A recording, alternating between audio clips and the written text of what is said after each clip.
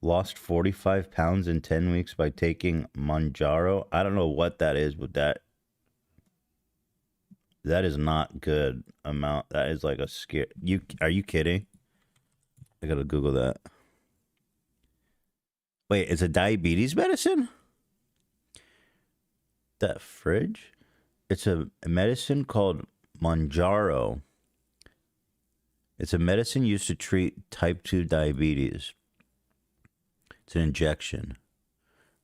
You say you lost 45 pounds in 10 weeks? That seems like crazy.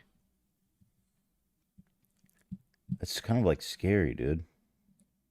Fuck. But I guess it's better than having it for your health.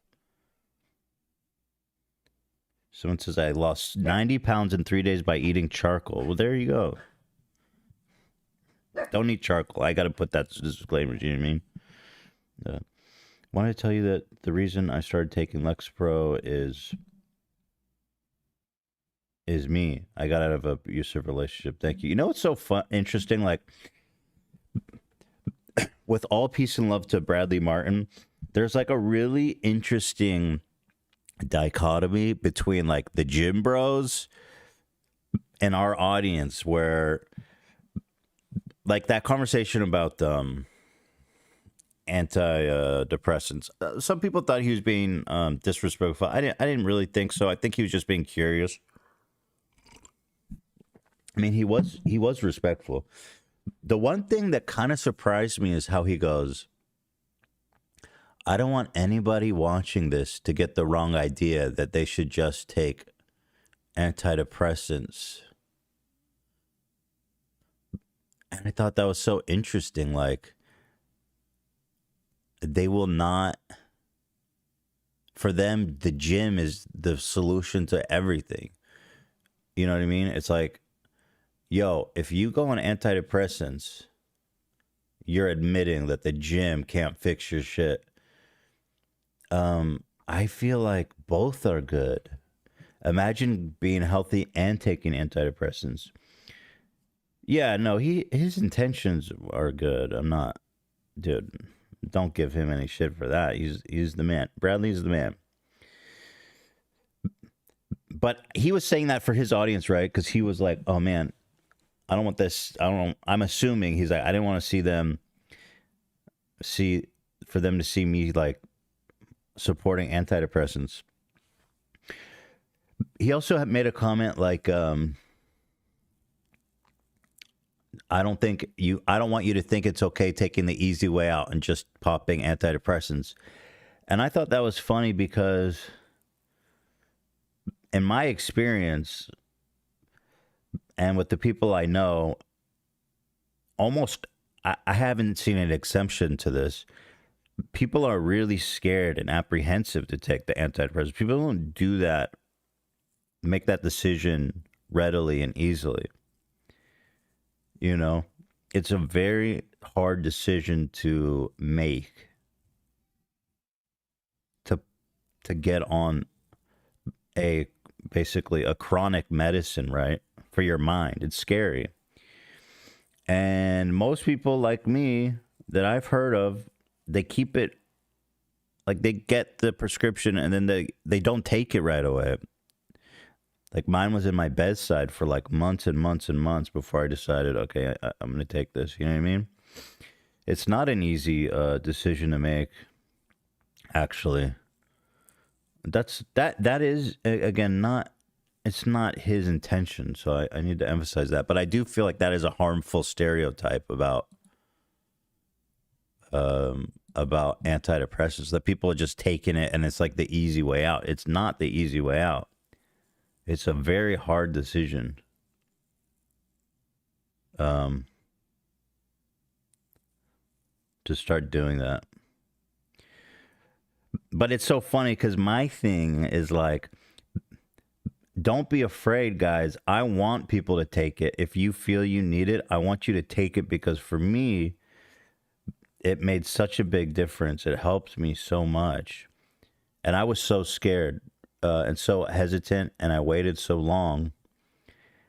And the only thing I felt after I started taking it was like, damn, I should have started this sooner.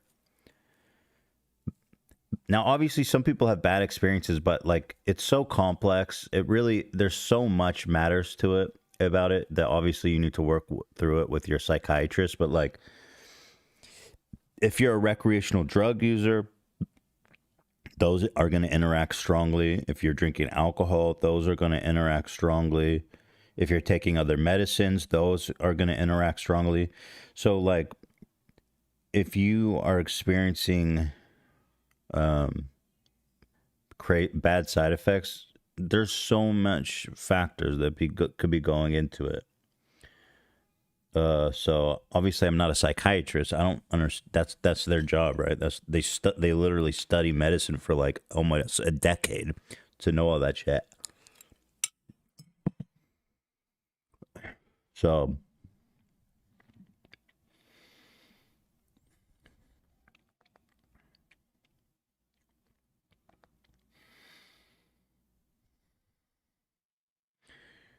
yeah, my side effects, well, besides weight gain, which was like obviously really crazy, right? I gained like 80 pounds. That's really severe. But the really common one is sexual dysfunction, which I get. That can be really stressful and also depressing. So like if you're young and dating and you're experiencing sexual dysfunction, that can cause a lot of problems for your self-esteem. So now, luckily for me, I'm married. That's not everybody. You know what I mean? Now, luckily for me, I'm married, and you know I don't have to worry about performance issues and stuff, and it still works fine. By the way, I keep saying that. It's just you lose sensation, like it's less sensitive. It works fine. You know what I mean? But like if I was hooking up with like someone new and I was feeling anxious, it might be harder to make things happen.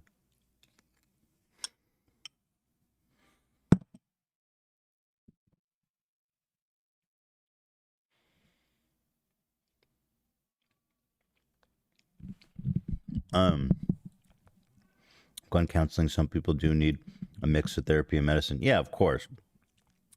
No, you shouldn't get medicine without therapy. Like that's the best outcome. You need both. Nostad says I was on Lexapro years ago, ruined my relationships by turning me into an emotional husk, but it kept me from ending it. Well, that seems like a good trade-off. Even with the emotional issues, I'm glad I'm here today. I'm now on a different drug. I mean, if it that's good, right? Because if you end it, as you say, you lose everything. You go from an emotional someone who's capable of feeling emotions to somebody who's doesn't exist. You know what I mean? But like I said, it affects everyone differently. It depends on so much that you really need to work with a psychiatrist.